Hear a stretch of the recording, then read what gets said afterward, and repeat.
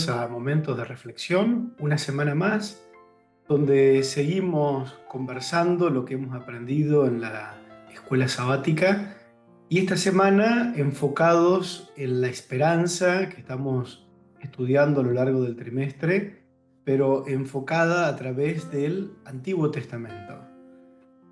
Hay una verdad que nosotros conocemos, que es la unidad de toda la Biblia, Antiguo y Nuevo Testamento. Pero a veces las conversaciones que tenemos con otras creyentes, con otras personas, muchos creen en esa dualidad o en esa separación entre Antiguo y Nuevo Testamento. Y en realidad, las personas que vivieron en el tiempo de la antigüedad, de lo que llamamos el Antiguo Testamento, tenían la misma esperanza que tenemos hoy nosotros. Aunque miraban hacia el futuro esperando la llegada del Mesías, y nosotros hoy miramos hacia el pasado recordando lo que Cristo hizo por nosotros, ellos también tenían la esperanza más larga, la futura, que nosotros también vemos en el futuro próximo, que es la venida de Cristo, la redención eterna allí en las mansiones celestiales y la resurrección de los muertos. Y esto lo podemos ver en la Biblia.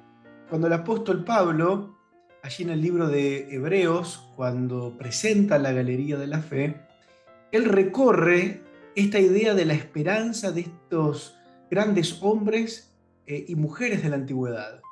Allí en Hebreos capítulo 11 podemos leer, y versículo 13 y 14 dice: en la fe murieron todos estos sin haber recibido lo prometido, sino mirándolo de lejos, creyéndolo, saludándolo y confesando que eran extranjeros y peregrinos sobre la tierra.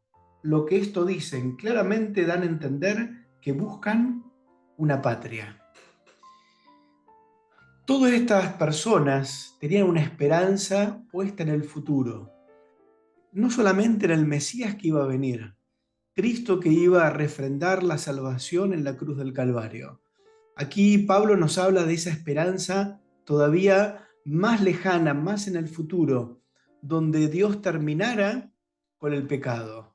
Una ciudad, un mundo diferente, no la ciudad que ellos habían dejado, una patria distinta a la que ellos estaban buscando. Por eso se percibían a sí mismos como peregrinos y extranjeros.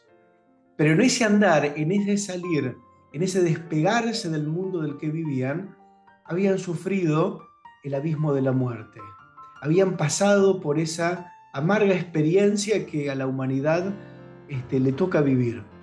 Por eso el mismo Pablo, pero ahora en el texto 19, él dice: porque pensaba que Dios es poderoso para levantar aún de entre los muertos, de donde, en sentido figurado, también lo volvió a recibir. Ya estaba la esperanza de la resurrección, porque la realidad de la muerte siempre estuvo presente en cada época de la historia.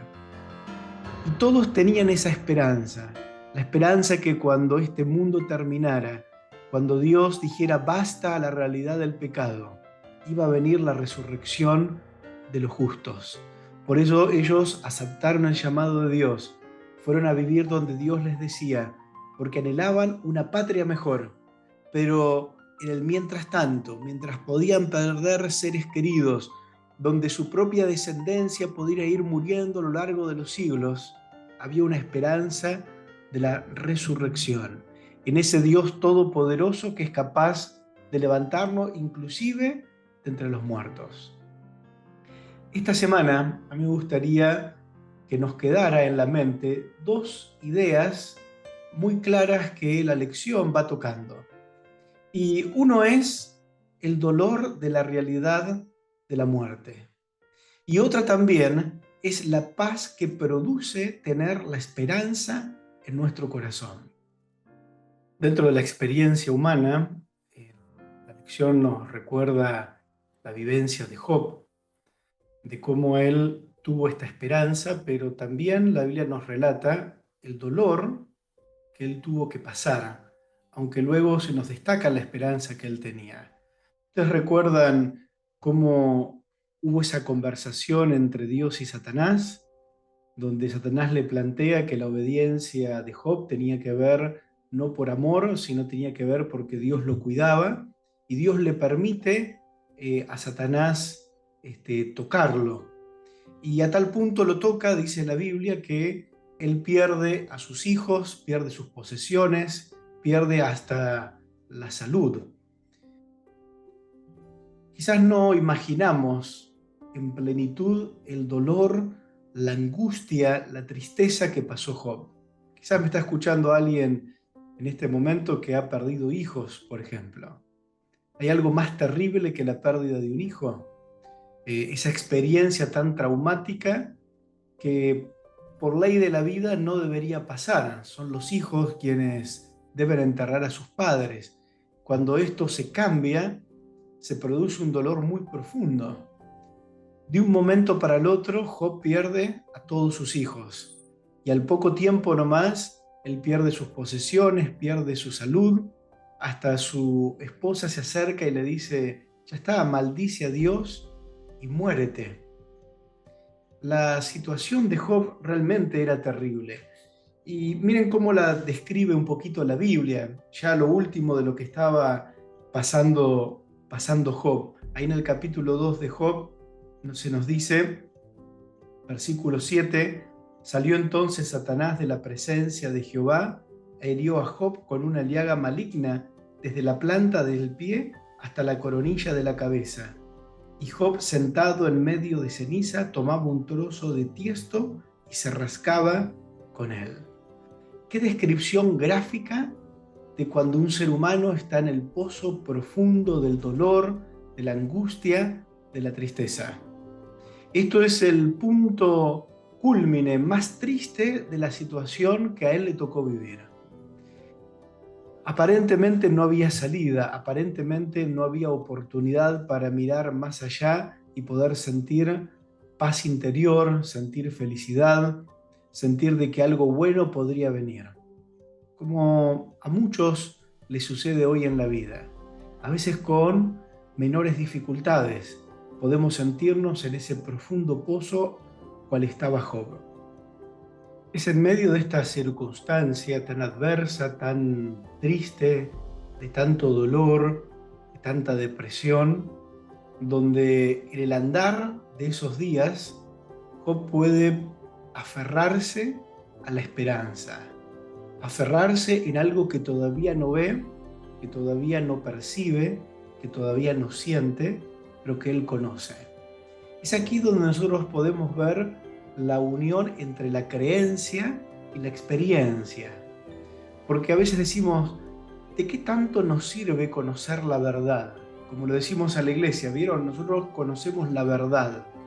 Bueno, ¿qué puede hacer la verdad? La doctrina. A veces hasta algunos se animan a decir la letra fría. ¿De qué me sirve conocer todo eso? Cuando uno lo une con la experiencia, por más amarga y dura que puede ser, puede resultar en una experiencia distinta para posicionarnos frente a la realidad de hoy con una mirada hacia el futuro que pueda traer paz en el corazón. Por eso, Job, ante la experiencia tan amargante que le tocaba pasar, pudo plantarse frente al futuro que parecía negro, con lo que los amigos le decían, con lo que la propia esposa le decía, pudo plantarse frente al futuro y poder decir lo que él dijo ahí en el capítulo 19, y versículo 25 al 27, dice: yo sé que mi Redentor vive, y al fin se levantará sobre el polvo, y después de deshecha esta mi piel, en mi carne he de ver a Dios, al cual veré por mí mismo, y mis ojos lo verán, y no otro, aunque mi corazón desfallece dentro de mí. Qué buena manera de intercalar la experiencia dolorosa, como dice la última parte del texto, mi corazón desfallece dentro de mí. Yo no te puedo decir que estoy bien ahora.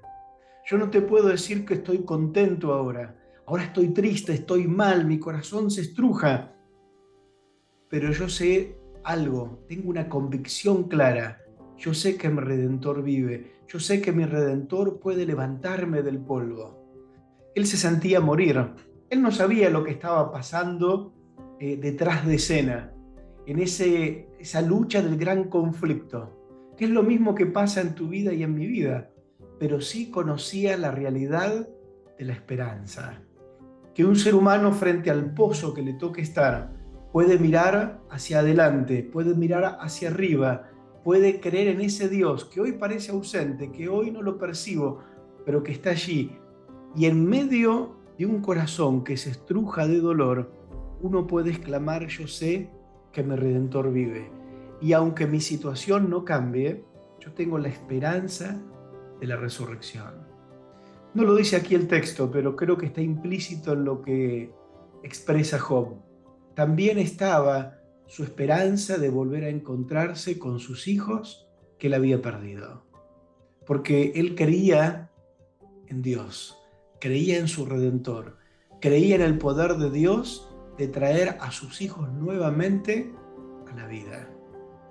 En el pozo más profundo, la creencia de la resurrección, la creencia en un Dios todopoderoso que inclusive tiene resuelto el problema de la muerte, es lo que trajo esperanza y paz a ese corazón.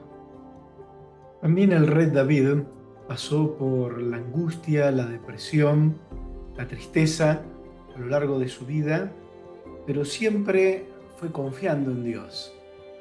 Su experiencia es retratada en la Biblia, pero ya llegando a su vejez, vuelve a sentir esa necesidad de expresar su esperanza en Dios frente a lo inevitable que él sabía que estaba por llegar. Por eso, si buscamos a ir al Salmo 71, él dice lo siguiente, versículo 17: oh Dios, me enseñaste desde mi juventud y hasta ahora he manifestado tus maravillas. Aún en la vejez y las canas, oh Dios, no me desampares. Él ya veía que el tiempo se le pasaba, él ya veía que la vida se le iba, y siempre frente a la muerte, el ser humano se aferra a la vida.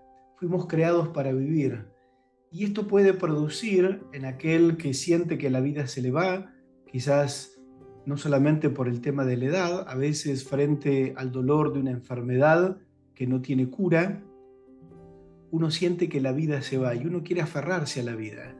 Y entonces David dice: Señor, no me desampares, Señor está conmigo, ahora que estoy con canas. Pero siempre es la creencia, siempre es la esperanza que frente a la angustia que produce la muerte, frente al abismo que nos presenta el perder la vida, puede traer en el tiempo que nos toque estar aquí en esta tierra esperanza.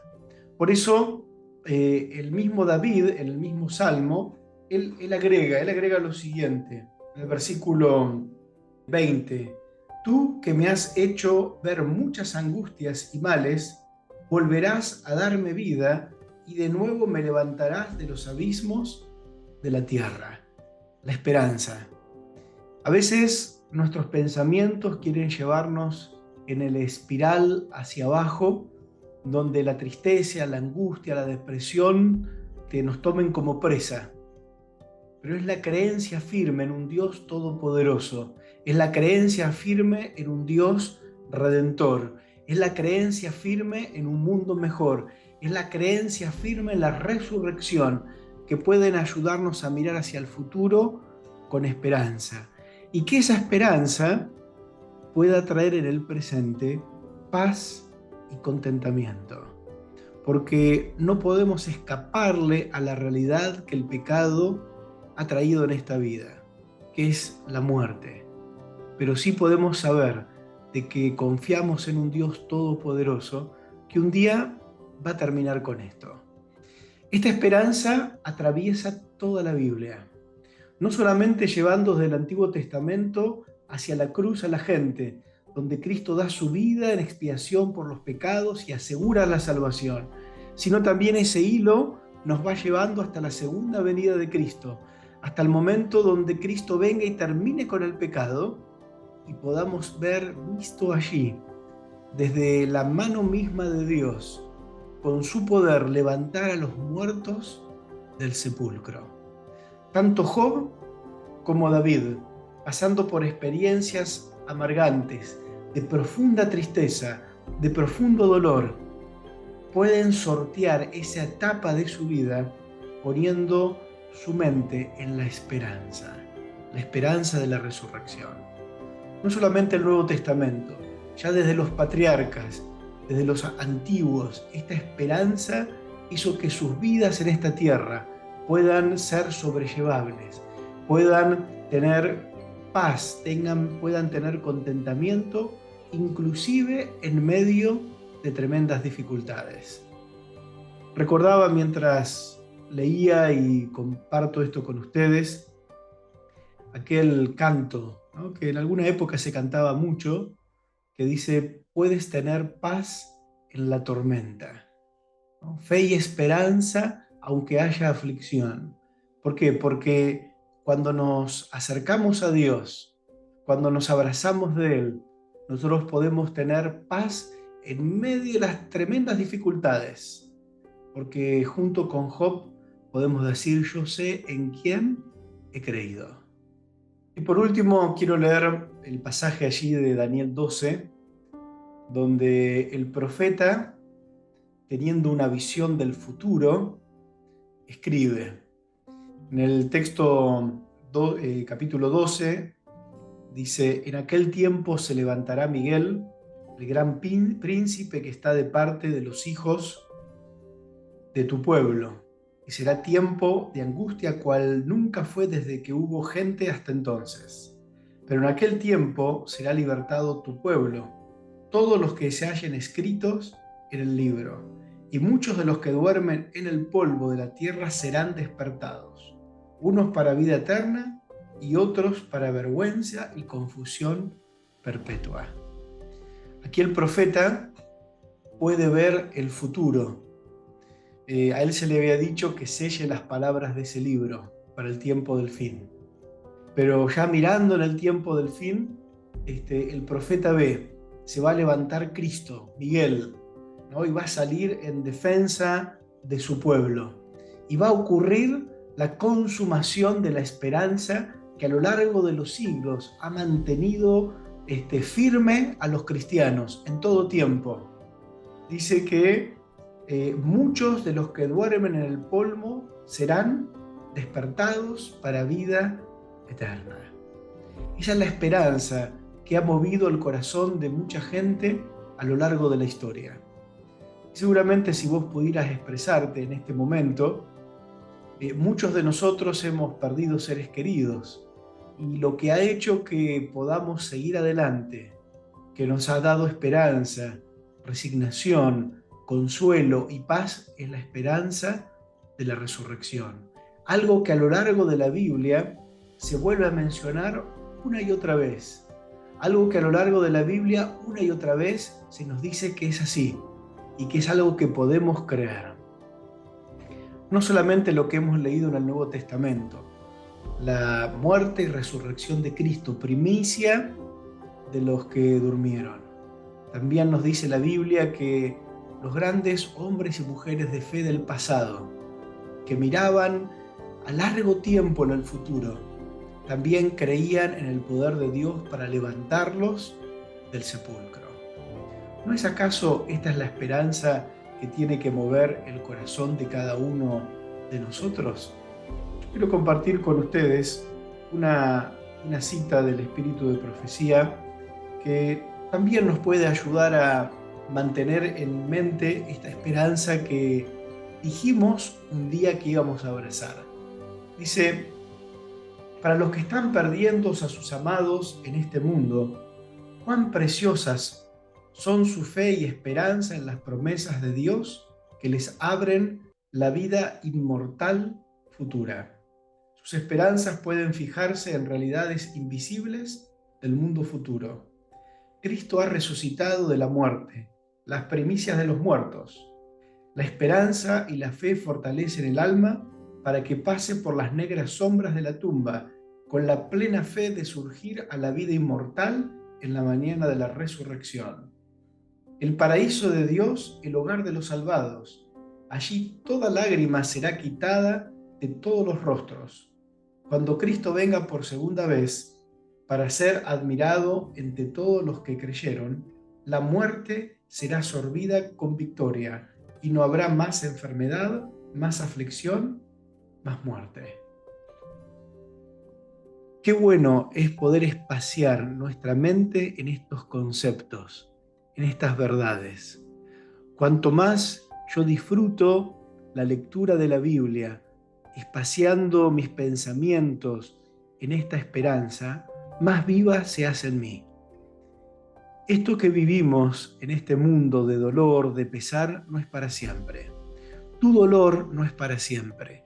La separación que te está tocando vivir porque has perdido un ser querido, has pasado por la amarga experiencia de perder a parte de tu familia, no es para siempre. El Señor te promete que en su segunda venida Él va a traer nuevamente a la vida a los que murieron creyendo en Él. Yo quiero invitarte a que esta pueda ser tu esperanza, que la abraces, que la vivas y que no enfoques tanto tu mirada en los dolores. Puede ser que si recién estás pasando por la amargura de la separación, tengas que pasar durante un tiempo por el llanto, las lágrimas, el dolor profundo, pero no permitas a tu mente que solamente se quede concentrado en eso. Espacía tu mente en las promesas de la resurrección, en la promesa de la segunda venida de Cristo, en la promesa de lo que este Dios poderoso es capaz de hacer con nosotros, para que el consuelo, la paz que viene de esa promesa comience a trabajar hoy en tu vida.